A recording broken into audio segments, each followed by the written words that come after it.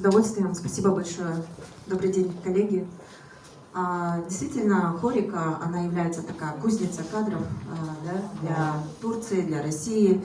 И вот это непривлекательные профессии, к сожалению, к ним относятся как к временным.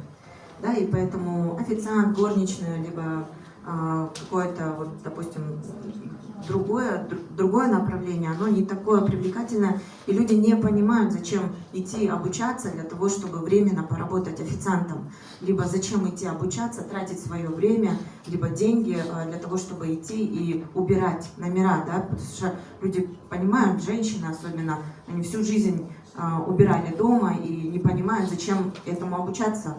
Да, и мы стараемся через вот наше обучение, и вот эта Go-модель, она на самом деле, по сути, очень такая привлекательная, да, для работодателей, потому что, когда на предприятие приходишь, в целом работодатель понимает, что он где-то хромает, а вот где он хромает, он не всегда может замечать, потому что более 95% хорика — это малый бизнес.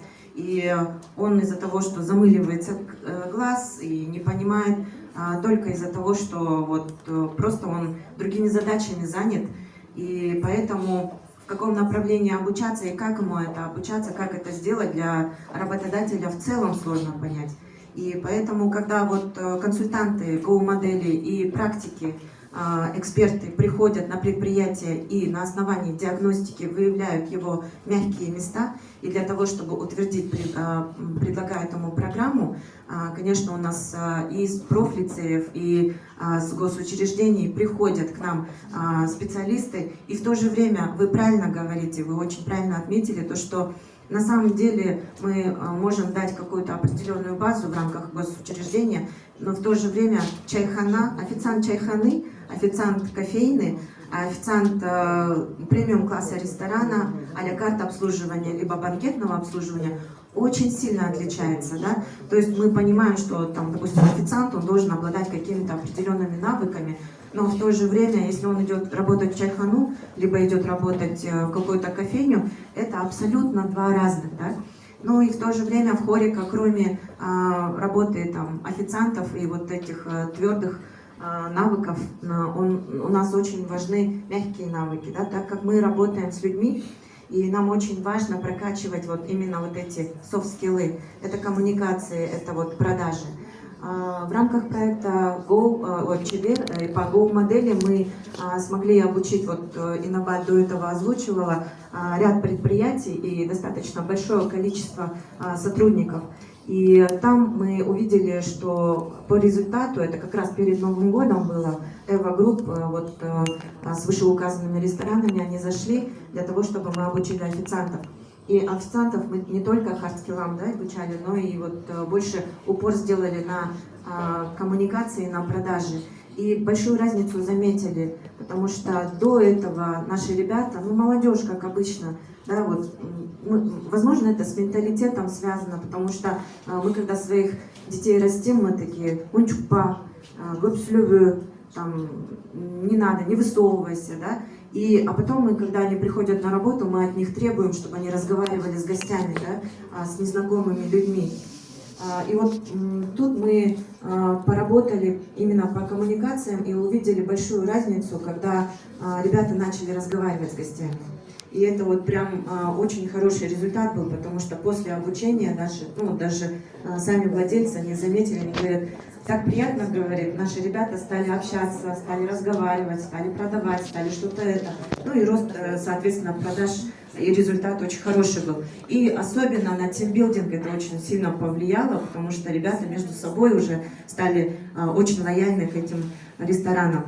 Ну, кроме Эва Групп, сейчас обучается у нас еще ряд ресторанов Бублик. И Бублик — это наша любимая, наверное, да, народная кофейня, которую все знают, и они тоже растут, у них очень большое количество персонала. И в этом обучении мы уже обратили внимание, так как хорика — это не только сервис, хорика, он объединяет очень много направлений, то есть начиная с закупа, работы с сельскохозяйственными продуктами, производства, то есть хранение товара, производство, упаковка и услуга. Да, так как очень много направлений, соответственно, у нас очень много направлений как по хардскиллам, так и по софтскиллам. Поэтому здесь на кухне мы уже по хардскиллам поработали, потому что пищевая безопасность, мы все понимаем, насколько это важно. И вот эти навыки, элементы пищевой безопасности, элементы HACCP, чтобы внедрять это, нужно работать с сотрудниками. И мы с нашими экспертами, с нашими практиками часто смеемся, да, и говорим, что если мы научим поваров мыть руки правильно, это будет уже большой-большой результат для всех нас в общем, да? Потому что даже помыть руки, для этого нужно уметь, как правильно мыть руки и после чего мыть руки, да? То есть, если ты на кухне, ты должен мыть руки после каждой операции.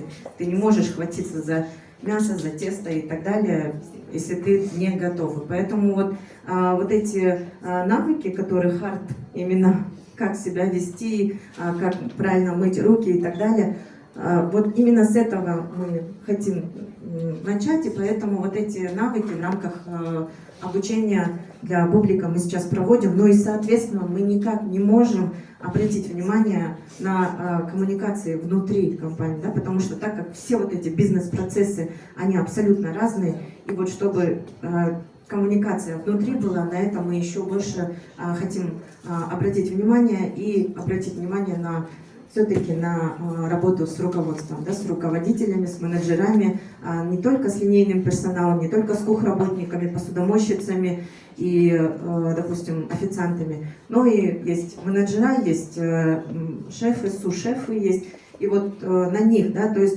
от них очень сильно зависит, так как текучесть кадров у нас слишком высокая, более 85%. И если мы поставим работу менеджеров правильно, то дальше мы уже сможем это все продвинуть, да, как бы сказать, улучшить, что ли. Вот. Ну, в целом все. Спасибо вам большое за внимание. Еще пользуюсь моментом, пользуюсь тем, что у меня микрофон сейчас в руках. Виктории, да, хотелось бы сказать и дать небольшой комментарий о том, что да, у нас есть предприятия, которые прям работают с Федерацией незрячих и с другими федерациями для того, чтобы обучить персонал, вот особенно на кухне. Это вот прям супер лояльные сотрудники. Они на кухне, там, допустим, почистить картошку, да, что-то заготовить, что-то помыть, даже ту же зелень они моют намного лучше, чем зрячие люди, да.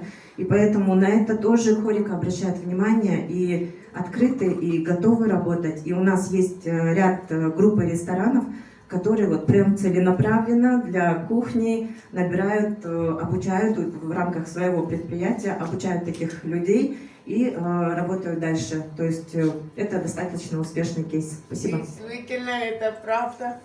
Ресторан «Барашек». Да, Кайнар группа. Работает Кайнар. Группа ресторанов Кайнар, да, они все, вот это Фрунзе, Да, это Зерно, это Тюбетейка, это Барашек, это Кайнар. То есть это те рестораны, которые прям специально внедрили как одно из направлений отдельных и очень активно и успешно работают. Сейчас в Киеве очень активно